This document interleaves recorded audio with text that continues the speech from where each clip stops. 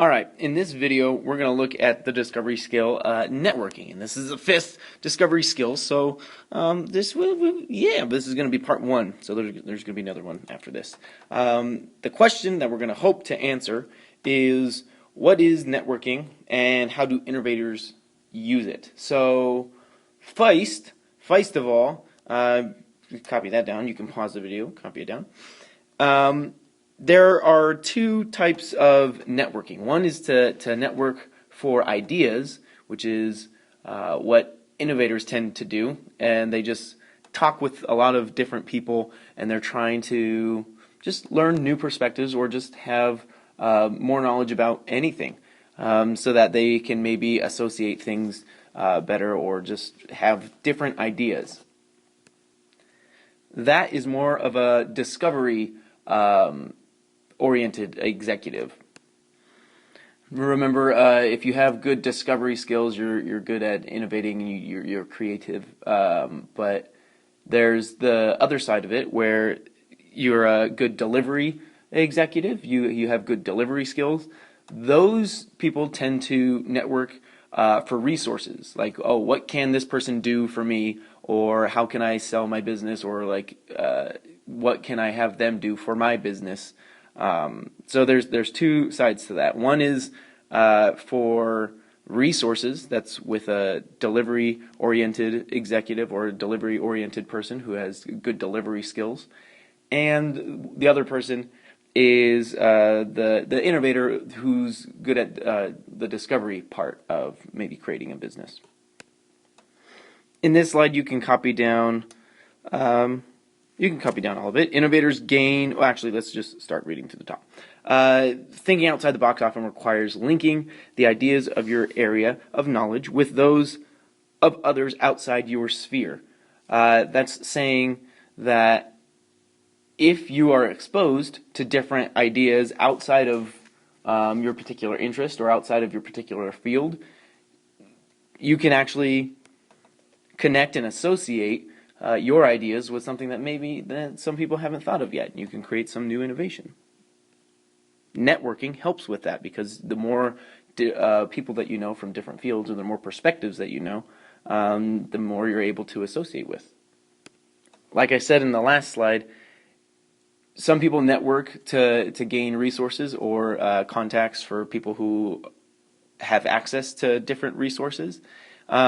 But some people, like innovators, gain radically different perspective. Instead of resources, it's a different perspective to help them create new ideas. So if you want to, you can pause this and then copy this slide down, and I'm going to move on. So one example of great networking to get new ideas for new products was Michael Lazaridis. I think that's how you say his name. And he started a company called Research in Motion. And so far, this company had one business venture. It was creating like an LED screen that could go in General Motors assembly line, so that workers could see, like they could send information to workers, on this like LED screen. It would just show updates to workers. But that was the only thing that he was working on. He had one contract, and he felt like there should be something else. There should be more. So he went to a trade show just to get new ideas.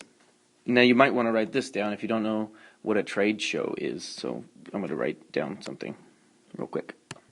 So a trade show, you can go ahead and write this down, is an exhibition in a particular industry. It's a show. It's a showcase. It's like a couple of probably booths where businesses just show off their products, or they just want to like give demos and explain what they're all about, so that more people know about them and maybe can use their services. So that's what a trade show is. And so Michael Lazaridis went to a trade show and saw a speaker give a presentation about something that they did with Coca-Cola vending machines. They had created a wireless data system. So they created a way for the Coca-Cola vending machines to wirelessly send notifications that the vending machine was empty, so they could restock it, and they wouldn't, like, they just restock it whenever things were low, and they wouldn't just have to go around to all the vending machines and like try and spend time opening them up and checking. They could just see wirelessly whether they need to go restock it or not. Now, when Lazaridis was in high school, one of his teachers said that the person who puts computers and wireless technology together is going to make a huge change in the world. And that's when it hit him. He was thinking, wait a minute, if this technology exists where these Coca-Cola machines can communicate wirelessly, what can I do with that? And he came up with the pager. I think we talked about this in class before, but before cell phones were super big and everyone didn't have a cell phone, we had pagers, and someone would call you on the pager, or they would call your pager, and then a phone number would show up. I should use a different color. A phone number would show up, and then you'd know that somebody's trying to contact you, and you go find a phone and call them back, and then communicate with them. It was wireless technology, just very primitive, and it started the idea of a BlackBerry, a smartphone. BlackBerry, I think, was the first smartphone. You guys probably don't know or haven't used a BlackBerry, but you've probably never seen a BlackBerry or used one, maybe. But yeah, so what Michael Lazaridis did was, am I saying that right? Whatever. Lazardis, the whole time. Oh my goodness. So he sold off the idea for the LED display that that he had the contract with GM. He sold that off and focused everything on making a pager, which was the precursor to the BlackBerry. And if he didn't go to that trade show just to learn different things, he might not have had that idea. And if he didn't, had talked with his high school teacher and remember what they said about putting computers and wireless technology together, then maybe he would never have come up with the pager, and then maybe never would have come up with the BlackBerry. So the networking that happened here was him going to the trade show and him just talking with people like his high school teacher. All right, I'm going to stop this video here and then make a part 2 in a bit.